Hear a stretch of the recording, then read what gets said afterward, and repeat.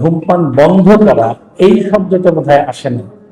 তবে নিয়ন্ত্রণের জন্য যে হ্যাঁ নিয়ন্ত্রণ নিয়ন্ত্রণায় আমাদের যে মাননীয় অ্যাপ্লিকেশন আছে ফর বাংলাদেশে গভর্নমেন্ট ভার্সেস প্রফেশন কিছু ডিরেক্টিভ থাকে সেই ডিরেক্টিভগুলো উনি কি সরকারকে পালন করতে বলেছে সেটা আমি একটু বলি আপনাদেরকে। সেটা হচ্ছে সরকার ধাপে ধাপে তামাক উৎপাদন বন্ধ করবে, তামাক শিল্পের লাইসেন্স দেওয়া সীমাবদ্ধ করবে, তামাক চাষে সাবসিডি দিয়ে কৃষি পণ্য চাষে উদ্বুদ্ধ করবে, অন্যান্য কৃষি পণ্য চাষে এবং অন্যভাবে লিবারালাইজেশন করবে। এবং সরকার বলছি কোর্ট এটা নির্দেশ দিয়েছে তামাক এবং বিড়ি কোম্পানিকে যে কোনো শুল্কে সুইচ করা। এটা 50 সালে রাইট, সেটা হচ্ছে 2016 সালে। এই মুহূর্তে আমি যতটুকু জানি যে তামাক কোম্পানি এর প্রভাবে আমাদের যে সরকার তারা অনেক প্রভাবিত হয়ে থাকে এবং আমাদের এই যে সাংবিধানিক দায়িত্ব এবং ধূমপান তামাকজাত দ্রব্য আইন 2005 সালের যে আইন, তারপরে যে কি বলে ডিভিশনের যে রায়, সেই রায়গুলো মেনে চলা সরকারের যেভাবে দায়িত্ব ছিল এবং আছে সেটা তারা কিভাবে কমপ্লিট করছে আমরা দেখতে পাচ্ছি। এবং যে আমাদের স্কুল কলেজের আশেপাশে যে তামাক নিয়ন্ত্রণ আইন একটা, মাদক দ্রব্য নিয়ন্ত্রণ আইন একটা, কিন্তু এটা মেনে চলে দেখতে পাবে।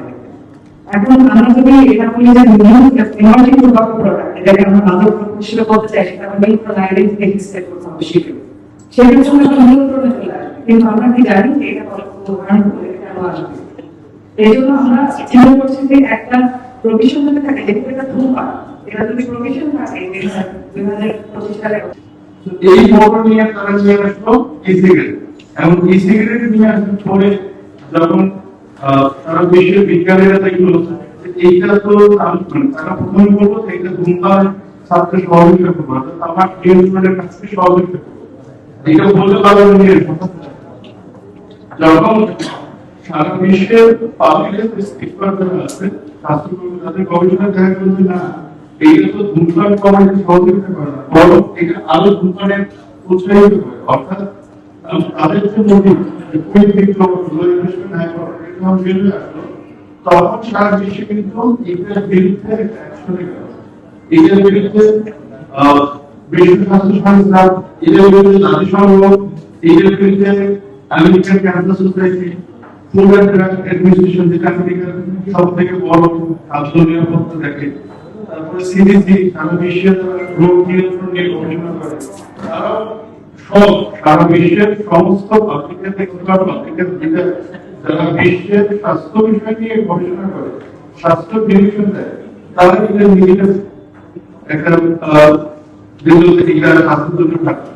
তখন সারা বিশ্বের ট্রেনটা হচ্ছে প্রত্যেকটা দেশ থেকে এটাকে নিষিদ্ধ করতে, অর্থাৎ ব্যবহারকারী কম। এখনো নেশার এই ট্রেডিশনাল সিগারেট ওই পর্যায়ে কাস্টমার যায় না, মানে এখন যদি আমি নিষিদ্ধ করতে পারি তাহলে ওই পর্যায়ে যাবে না, এখনই বন্ধ হবে। বাংলাদেশে একটা গ্যাস আছে, এটা 2017 সালের গবেষণা, সেখানে 0.02% মানুষ এই সিগারেট ব্যবহার করে, খুবই কম।